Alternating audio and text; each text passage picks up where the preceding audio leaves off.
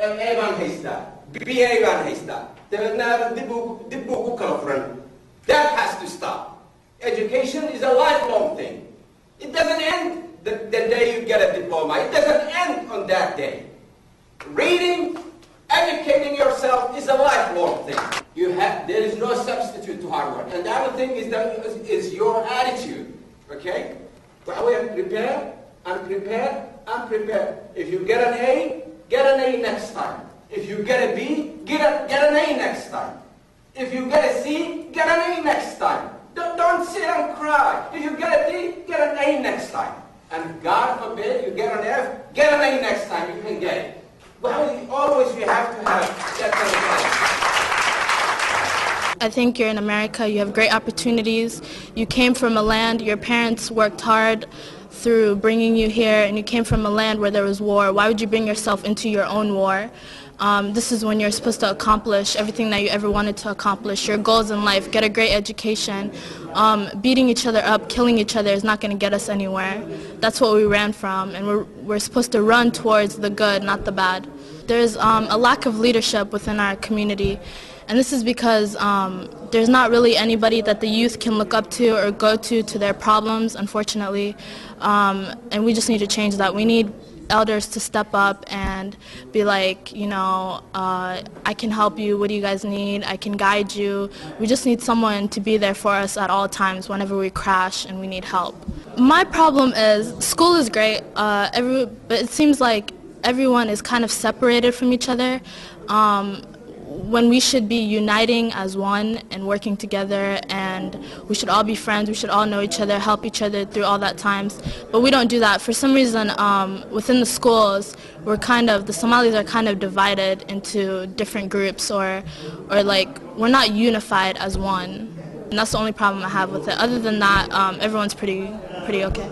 There's no one that was there to tell them, oh, you guys need to work together, you guys need to do this together, you guys need to accomplish this, you guys need to unite as one. There's no one that told them that.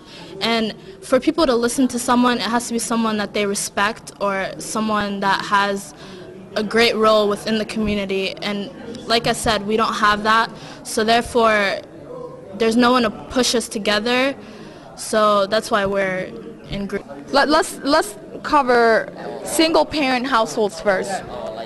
Yeah, I'm raised by a single mother, so I could probably fill this in, but mostly it's like it's very, very difficult to raise a child, you know, when there's a piece of ease, you know what I'm saying, when there's a piece missing in the household, like you don't have a father. I grew up without a father, so, you know what I'm saying, it's kind of difficult for my mother to actually run the household and do all that kind of stuff, to go out, you know what I'm saying, provide for the family. I don't know, like we should have actually a program or a community that actually helps out single mothers and single fathers or something like that, you know, to where, you know, they get the help that they need, you know, and they get everything insured, you know, like everything is ready for them and set for them. So that's... We know that there are a lot of single mothers that live in Minnesota and also other parts of the U.S.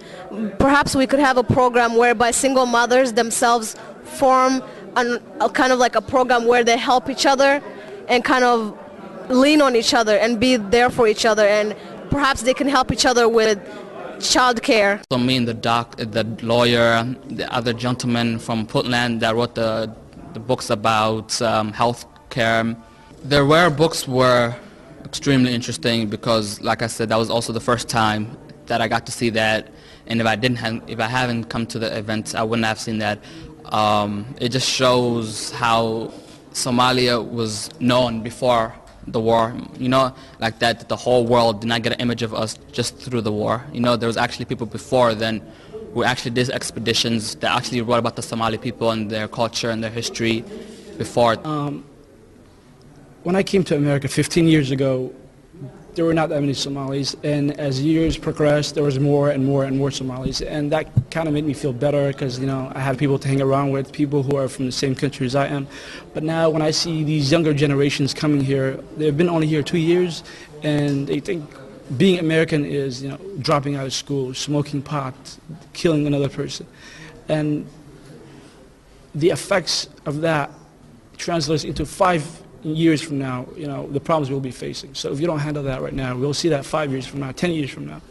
And that will make the problems that we are having right now minuscule compared to what will happen in 10 years because of that problem.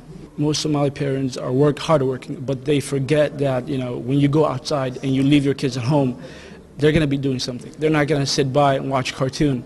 They're going to go outside, they're going to play with their friends, they're going to get into trouble. And when it's the odds, you go outside today, tomorrow, the next week, one of these days you're going to get in trouble, and then you're going to hang around the wrong crowd, and eventually that takes its toll, and that translates into problem for the community, not that one individual. I hope what's going on in Somalia changes. I hope our leaders change. I hope if they don't change, they'll get kicked out and new people will take over. Because we need to have 18 years of anarchy and lawlessness. That's crazy. We had 0 Somalis that graduated from Mifflin High School. 0 at all.